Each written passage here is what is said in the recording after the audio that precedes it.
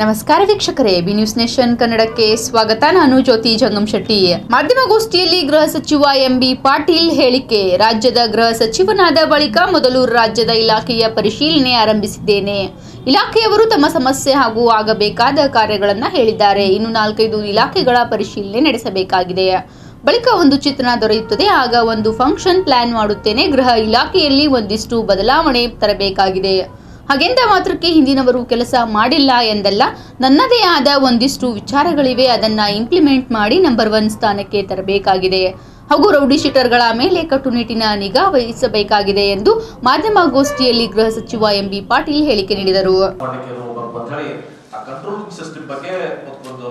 ವಿಶೇಷ ಅನುದಾನ ಕೊಡಿಸಿ ಆ ರೂಮ್ ಎಲ್ಲ ರಿಜಿಸ್ಟ್ರೇಷನ್ ಮಾಡಬೇಕು ಅನ್ನೋದು ಬೇಡಿಕೆ ಸಾಗಿದೆ. ನಿಶ್ಚಿತವಾಗಿ ಅದನ್ನ ನಾವು ಮಾಡ್ತೀವಿ, ಕೆಲಸ ಮಾಡ್ತೀವಿ. ಆಮೇಲೆ ಈ ಇಡೀ ಸ್ಟೇಟ್ ನಲ್ಲಿ, ನಮ್ಮ ಜಿಲ್ಲೆ ಅಷ್ಟೇ ಅಲ್ಲ, ಈ ಏನು ಕೇಸಸ್ ಇದಾವಲ್ಲ 78 KP ಆಕ್ಟ್ ಮತ್ತು 87 KP ಆಕ್ಟ್ ನಲ್ಲಿ ನಾವು ಇದು ಬರ್ತವೆ, ಗ್ಯಾಮ್ಲಿಂಗ್, ಮಟ್ಕ ಇದಾವೆ. ಇವಕ್ಕೆಲ್ಲ ನಾನ್ ಕಾಗ್ನಿಸಬಲ್ ಅಫೆನ್ಸಸ್ ಆಗೋದ್ರಿಂದ ಇಮಿಡಿಯೇಟ್ಲಿ ಬೇಲ್ ಸಿಕ್ಬಿಡ್ತದೆ ಸರ್. ಹೀಗಾಗಿ ನಮ್ಮ ಮೇಲೆ ಪೊಲೀಸರ ಮೇಲೆ ಬಹಳಷ್ಟು ಬ್ಲೇಮ್ ಬರ್ತದೆ. ಅದಕ್ಕೆ ನಾವು ಅಮೆಂಡ್ಮೆಂಟ್ ಆಗಬೇಕು, ನಾಟ್ ಓನ್ಲಿ ಫಾರ್ ಬಿಜಾಪುರ, ಇದು ಫಾರ್ ದ ಎಂಟೈರ್ ಸ್ಟೇಟ್. ಈ ಗ್ಯಾಮ್ಲಿಂಗ್ ಮತ್ತು ಈ ಕ್ರಿಕೆಟ್ ಬೆಟ್ಟಿಂಗ್ ಎಲ್ಲ 78 KP ಆಕ್ಟ್ ಮತ್ತು 87 KP ಆಕ್ಟ್ ಒಂದು ಅಮೆಂಡ್ಮೆಂಟ್ ಆಗಬೇಕು. ಈ ನಾನ್ ಕಾಗ್ನಿಸಬಲ್ ತೆಗೆದು ಸ್ವಲ್ಪ ಸೀರಿಯಸ್ ಆಗಿ ಇದನ್ನ ಇದು ಮಾಡಿದ್ರೆ police will get more strength and more deep ಅಂತ ಮಾತನ್ನ ಹೇಳಿದ್ದಾರೆ. ಅದನ್ನ ಎಂಟೈರ್ ಸ್ಟೇಟ್ ಮಾಡುವಂತ ರೀತಿಯಲ್ಲಿ ಅಮೆಂಡ್ಮೆಂಟ್ ತರುವ ದೃಷ್ಟಿಯಲ್ಲಿ ನಾವು ಹೈಯರ್ ಆಫೀಸರ್ ಜೊತೆ ಚರ್ಚೆ ಮಾಡಿ ಅದನ್ನ ಅಮೆಂಡ್ಮೆಂಟ್ ತರಲಿಕ್ಕೆ ಒಂದು ಪ್ರಯತ್ನ ಮಾಡ್ತೇನೆ. ಆಮೇಲೆ ಈ ಬೆಂಗಳೂರಲ್ಲಿರುವಂತದ್ದು ಬಿ ಟ್ರ್ಯಾಕ್ ತರ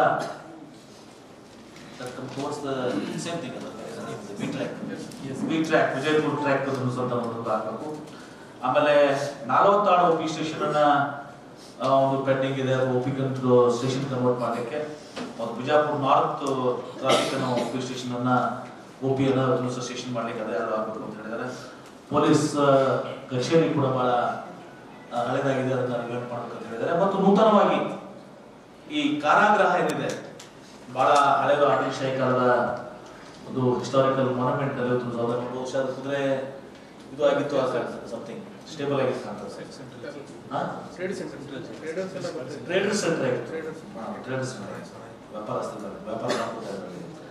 ಅದರಲ್ಲಿ ಒಂದು ನೂತನ ಕಾರಾಗೃಹ ಕಟ್ಟಡ ನಿರ್ಮಾಣ ಆಗಬೇಕು. ಅವರು ನಮ್ಮ ಸುಮಾರು 40 ಎಕರೆ ಭೂಮಿ ಇಲ್ಲಿ ಅರಕೇರಿ ಹತ್ರ ಸರ್ವೆ ನಂಬರ್ 173, ಅದು ಒಂದು ನೀವು ಸ್ಪೆಷಲ್ ಆಗಿ ಹೋಮ್ ಮಿನಿಸ್ಟರ್ ಅದನ್ನು ಗಿಫ್ಟ್ ಕೊಡಬೇಕು ಅಂತ ನಾನು ಕೇಳಿದೆ. ಆಮೇಲೆ ಒಂದು ಪೊಲೀಸ್ ಟ್ರೈನಿಂಗ್ ಸ್ಕೂಲ್ ಕೂಡ ನಮ್ಮ ಜಿಲ್ಲೆಗೆ ಆಗಬೇಕು. ಈಗಾಗಲೇ ಅದಕ್ಕೆ ತೊರವಿ ಹತ್ರ ಲ್ಯಾಂಡ್ ಇದೆ ನಮ್ದು. ಆ ಒಂದು ಇದಕ್ಕೆ ಪೊಲೀಸ್ ಟ್ರೈನಿಂಗ್ ಸ್ಕೂಲ್, ಒಂದು ನೂತನ ಕಾರಾಗೃಹ, ಇನ್ನೊಂದು ಪೊಲೀಸ್ ಟ್ರೈನಿಂಗ್ ಸ್ಕೂಲ್ ಇಲ್ಲಿ ಆಗಬೇಕು ಅಂತ ಹೇಳಿ. ಆಮೇಲೆ ಇನ್ನುಳಿದ ವಿಚಾರದಲ್ಲಿ ನಾನು ಒಂದು ನಿರ್ದೇಶನ ಕೊಟ್ಟಿದ್ದೀನಿ. Preventive policing is very important. ಅಪರಾಧವನ್ನ ತಡೆಗಟ್ಟುವುದು ಬಹಳ ಪ್ರಮುಖವಾಗಿದೆ. ಅಪರಾಧ ಆದ್ಮೇಲೆ ಅವ್ರ ಮೇಲೆ ಕ್ರಮ ಕೊಡುವುದು ಎರಡನೇ ಹಂತ. ಅಪರಾಧ ಆಗಲಾರ್ದಕ್ಕೆ ನೋಡ್ಕೊಳ್ಳಿಕ್ಕೆ ಇವತ್ತು ನಮ್ಮ ಪೊಲೀಸರು ಸಜ್ಜಾಗಬೇಕು. ಆ ದಿಶೆಯಲ್ಲಿ ನೀವು ಪ್ಲಾನಿಂಗ್ ಆಗಬೇಕು, ಕಾರ್ಯಪ್ರವೃತ್ತರಾಗಬೇಕು ಅಂತ ಹೇಳೋದು ಸಹ ನಾನು SP ಅವರಿಗೆ ನಿರ್ದೇಶನ ಕೊಟ್ಟಿದ್ದೀನಿ. ಮತ್ತು ರೇಡ್ ಕೇಸಸ್ ಆಗಬೇಕು. ಆಮೇಲೆ ಇದನ್ನು ಕೂಡ ಮಾಡಬೇಕು. ಬರೀ ಬಹಳಷ್ಟು ಇನ್ ಬಿಟ್ವೀನ್ ಮಾಧ್ಯಮದವ್ರಿಗೂ ಗೊತ್ತಿದೆ, 16, 17 ಐ ಥಿಂಕ್ ಆ ಪೀರಿಯಡ್ ನಲ್ಲಿ ಈ ಸರಗಳತನ ಚೈನ್ ಸ್ನ್ಯಾಚಿಂಗ್ ಬಹಳ ದೊಡ್ಡ ಪ್ರಮಾಣದಲ್ಲಿ ಆಯ್ತು. ಪ್ರತಿ ದಿವಸ ಪೇಪರ್ದಲ್ಲಿ, ಟೆಲಿವಿಷನ್ ಮಾಧ್ಯಮದಲ್ಲಿ ನೋಡ್ತಾ ಇದ್ದೀವಿ. ಆ ಚೈನ್ ಸ್ನ್ಯಾಚಿಂಗ್ ಬಗ್ಗೆ ಕೂಡ ರಾಜ್ಯ ಮಟ್ಟದಲ್ಲೇ ಮತ್ತು ಬಹುಶಃ ಎಲ್ಲರೂ ಕೆಲವೊಂದು ಲೀಡ್ಸ್ ಅವರಿಗೆ ಇದಾವೆ, ಯಾರು ಗ್ರೂಪ್ಸ್ ಮಾಡ್ತಾರೆ ಅಂತ ಇಲ್ಲಿನೂ ಕೂಡ ಆ ಚೈನ್ ಸ್ನ್ಯಾಚಿಂಗ್ ಬಗ್ಗೆ ಏನು ಮಾಡ್ತಾ ಇದ್ರು. ಮತ್ತು ಈ ಹೌಸ್ ಬ್ರೇಕಿಂಗ್, ಥೆಫ್ಟ್, ಈ ಡಕಾಯಿತು, ನಾನು ಉದಾಹರಣೆ ಕೊಟ್ಟು ಹೇಳಿದೆ. ನಾನೇ ಹೋಮ್ ಮಿನಿಸ್ಟರ್ ಆಗಿದ್ದಾಗ ನಮ್ಮ ಸಿಸ್ಟರ್ ಮನೆಯೇ ಡಕಾಯಿತೆ, ಇನ್ನೂ ಕೂಡ ಅದ್ರ ಬಗ್ಗೆ ಟ್ರೇಸಿಂಗ್ ಆಗಿಲ್ಲ. ಜಿಲ್ಲಾ ಉಸ್ತುವಾರಿ ಸಚಿವರ ಮನೆಯೇ ಸಿಸ್ಟರ್ ಮನೆಯೇ ಇರುವಾಗ ಉಳಿದವ್ರಿಗೆ ಏನು ಕಾನ್ಫಿಡೆನ್ಸ್ ಬರ್ತದೆ? ನಮ್ದು ಡಿಟೆಕ್ಟ್ ಆಗಿಲ್ಲ ಅಂತ ಹೇಳಿ ನಾನು ಅದ್ರ ಬಗ್ಗೆ ನಮ್ಗೆ ಯಾವುದೂ ಇಲ್ಲ. ಆದ್ರೆ ಕಾನ್ಫಿಡೆನ್ಸ್ ಏನ್ ಬರ್ತದೆ ಜನಕ್ಕೆ? ಜಿಲ್ಲಾ ಉಸ್ತುವಾರಿ ಸಚಿವರ ಮನೆಯಲ್ಲೇ ಒಂದು ರೀತಿ ಆಯ್ತು, ಅವರ ಕುಟುಂಬ ಸಹೋದರ ಮನೆಯಲ್ಲಿ ಸಹೋದರ ಹೆಂಗೆ ನಮಗೆ ನ್ಯಾಯ ಸಿಗ್ತದೆ ಅಂತಂದ್ರೆ ಆ ಉದಾಹರಣೆ ಕೂಡ ನಾನು ಕೊಟ್ಟು ಹೇಳಿದ್ದೀನಿ. ಆಮೇಲೆ ಈ ಹ್ಯಾಬಿಚುವಲ್ ಅಫೆಂಡರ್ಸ್ ಏನಿದ್ದಾರೆ, ಈ ರೌಡಿ ಶೀಟರ್ಸ್ ಅವರೆಲ್ಲರ ಮೇಲೆ ದಿವಸ ನಿಗಾ ಇಟ್ಕೊಳ್ಬೇಕು. ಕಟ್ಟುನಿಟ್ಟುಗಳನ್ನು ಕಾಯ್ಬೋದು, ಯಾವುದೇ ಒತ್ತಡ ಹೋಗಬಾರ್ದು. ಮತ್ತೆ ರಿಪೀಟ್ ಮಾಡ್ತಾ ಇದ್ದೀನಿ, ಯಾರೇ MB ಪಾಟೀಲ್ ಹೆಸರು ತಗೊಳ್ಳಿ, ನಮ್ಮ ಕುಟುಂಬದವ್ರ ಹೆಸರು ತಗೊಳ್ಳಿ, ಆ ಶಾಸಕರು ಯಾವ್ದು ಕೂಡ ನಿರ್ದೇಶನವಾಗಿ ಮಾಡಿ ಒಂದ್ ವೇಳೆ ಏನಾದ್ರೂ ಕೆಲಸ ಬಂದ್ರೆ ಐ ಟೇಕ್ ಆಕ್ಷನ್ ಅಂತ ತೋರಿಸ್ತೀವಿ. ಆಮೇಲೆ ಆಕ್ಸಿಡೆಂಟಲ್ ಡೆತ್ಸ್ ಬಹಳ ದಿವಸ ಆಗ್ತದೆ. ಬಹುಶಃ ಅದು ಬಹಳ ಕಡೆ ಏನಾಗಿದೆ, ಇದು ಹೆಲ್ಮೆಟ್ ಇದರಿಂದ ಮತ್ತು ಅದು ರೂರಲ್ ಇದರಲ್ಲಿ ಕೂಡ ಬಹಳ ಜಾಸ್ತಿ ಆಗ್ತಾ ಇದೆ. ಈಗ ಮೋಟರ್ ಸೈಕಲ್ ಹೋಗಿ ಕುಡಿದು ಈ ದಾವಾಕಕ್ಷರು ಇದು ಮಾಡ್ಕೊಂಡು ಹೋಗಿ ಕುಡಿದ್ಮೇಲೆ ಆ ಹೆಲ್ಮೆಟ್ ಇದ್ರು ಕೂಡ ನಾವು ರಾಜ್ಯ ಮಟ್ಟದಲ್ಲಿ ಹೋದ. ಯಾಕಂದ್ರೆ ಹೆಲ್ಮೆಟ್ ಏನಾಗಿದೆ ಬಹಳ ಸಂದರ್ಭದಲ್ಲ, ಹೆಲ್ಮೆಟ್ ಅಂದ್ಮೇಲೆ ಈ ರಸ್ತೆ ಬದಿ ಗೊತ್ತು ಹೆಲ್ಮೆಟ್ ಅನ್ನು ಮಾಡ್ತಾರೆ. ಅವು ISI ಚಾಪನ ಹೊಡಿತಾರೆ. ಅದಕ್ಕೆ ನಿಜವಾಗಿ ಅವು ಸೇಫ್ಟಿ ಇದರಿಂದ ಗುಣಮಟ್ಟದ ಆಗಿರಂಗಿಲ್ಲ. ಸುಮ್ಮನೆ ಫೇಕ್ ISI ಮಾತು ಕೊಡ್ತಾರೆ, ನೋಡಿತೀರಿ ಇಲ್ಲಿ ದರ್ವಾಸ್ಗಳ ಮುಂದೆ ಮಾತಾಡ್ತಾರೆ. ಆ ಹೆಲ್ಮೆಟ್ ಪ್ರೊಸೀಜರ್ ಸ್ವಲ್ಪ ಇವಾಲ್ವ್ ಮಾಡ್ಕೊಂಡು ಅವನ್ನ ಸ್ವಲ್ಪ ಕಾಂಕ್ರೀಟ್ ಆಗಿ ಅದನ್ನ ಸೇಫ್ಟಿ ಯಾವ ರೀತಿ ಆ ಹೆಲ್ಮೆಟ್ ಅಥರೈಸ್ ಇದರಿಂದ ತಗೋಬೇಕು ಅಥವಾ ಅದನ್ನ ತಗೊಳಕ್ಕೆ ಏನೋ ಒಂದು ಸಿಸ್ಟಮ್ ಅನ್ನು ಮಾಡಿ ಆಮೇಲೆ ಹೆಲ್ಮೆಟ್ ಅನ್ನ ಕಂಪನಿ ನೆಕ್ಸ್ಟ್ ಸ್ಟೆಪ್ ಅನ್ನು ಮಾಡ್ತೀವಿ. ಯಾಕಂದ್ರೆ ಸುಮ್ಮನೆ ನಾವು ಕಾನೂನು ಗಟ್ಟಿ ಮಾಡಿದ್ರೆ ಯಾವ್ದೋ ಹೋಗಿ ಪಾಪ ಫೇಕ್ ಹೆಲ್ಮೆಟ್ಸ್ ಅನ್ನು ತಗೊಂಡು ಹೋಗೋದು. ಆಮೇಲೆ ಈ ಕನ್ವಿಕ್ಷನ್ ರೇಟ್ಸ್ ಬಹಳ ಜಾಮೀನ್ ಮೇಲೆ ತಗೊಂಡು ಹೋಗ್ತಾರೆ. ಪರ್ಟಿಕ್ಯುಲರ್ ಹಿಂದಸ್ ಕ್ರೈಮ್ಸ್ ನಲ್ಲಿ ಆ ಕನ್ವಿಕ್ಷನ್ ರೇಟ್ಸ್ ನಲ್ಲಿ ಇವತ್ತು ಸರ್ ಅದು ಸುಧಾರಣೆ ರಾಜ್ಯದಲ್ಲಿ ನಾನು ಕೊಟ್ಟಿದ್ದೀನಿ. ಹಿಂದಸ್ ಕ್ರೈಮ್ಸ್ ನಲ್ಲಿ ತಾವು ಚಾರ್ಜ್ ಶೀಟ್ ಹಾಕಬಹುದಾಗ್ಲಿ, ಈಗ ವಿಳಂಬ ಯಾವ ಸಮಸ್ಯೆ ಆಗ್ತದೆ ಅವ್ರ ಮೇಲೆ ನಾನು ಶಾಶ್ವತ ರಿವ್ಯೂ ಮಾಡ್ಕೊತಿರ್ತೇನೆ. ನಾವು ನಿಮ್ಮಿಂದ ತಪ್ಪಿನಿಂದ ಇವತ್ತು ದಿವಸ ಅವ್ರು ಕನ್ವಿಕ್ಟ್ ಆಗ್ತಿದ್ರೆ ಅದಕ್ಕೆ ಅವರು ರೆಸ್ಪಾನ್ಸಿಬಲ್ ಆಗ್ತಾರೆ.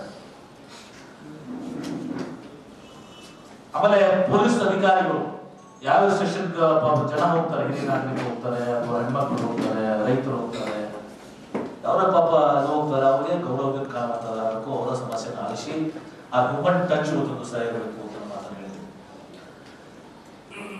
ಆಮೇಲೆ ಸಿಬ್ಬಂದಿಗೂ ಕೂಡ ಹೇಳಿದ್ದೀನಿ, ಮೇಲಿನವರು ಕೆಳಗಿನವರಿಗೆ ಅವಾಚ್ಯ ಶಬ್ದದಿಂದ ಬೈಯುವಂಥದ್ದು, ಕೆಳಗಿನವರು PSI SP IG ಮಟ್ಟದಲ್ಲಿ ಇವರು ದೊಡ್ಡ ಮಟ್ಟದಲ್ಲಿ ಇವರು ನಮ್ಮ ಊರಿಗೆ ಬೈಯುವಂಥದ್ದಾಗಬಾರ್ದು, ಅವ್ರು ಕೆಳಗಿನ ಮಟ್ಟದವ್ರು ಬೈಯುವಂಥದ್ದಾಗಬಾರ್ದು, ಅಂದ್ರೆ ಕೆಟ್ಟ ಪದಗಳು ಪ್ರವೇಶಿಸಬೇಕು. ನಾನು ಜನರಲೈಸ್ ಮಾಡಕ್ಕೆ ಹೇಳ್ತಾ ಇದ್ದಲ್ಲ, ಕೆಲವು ಅಂದ್ರೆ ಕೆಲವು ಮಂದಿ ಜನ ಏನಿರುತ್ತ ಅದು ತಿಳ್ಕೊಳ್ಬೇಕಾಗ್ತದೆ. ಮತ್ತು ನಮ್ಮ ಸ್ಟಾಫ್ ಅನ್ನ ಯಾವುದೇ ಈ ಪೊಲೀಸ್ ಕಾನ್ಸ್ಟೇಬಲ್ಸ್ ಅನ್ನ ಬೇರೆ ಕಾರಣಗಳಿಗೆ ಮನೆ ಕೆಲಸಕ್ಕೆ ಅಂತ ಇಂಥವ್ರು ಬಳಸ್ಕೋಬಾರ್ದು. ಅದನ್ನು ಕೂಡ ತಿಳಿದಿದೆ. ಅವ್ರು ಬಟ್ಟೆ ಒಳಗೆ ಕಚ್ಚುವಂಥದ್ದು ಅಂತ ಕೇಳ್ತಾರೆ. ಅದನ್ನು ಕೂಡ ಜನರಲೈಸ್ ಮಾಡೋದಲ್ಲ.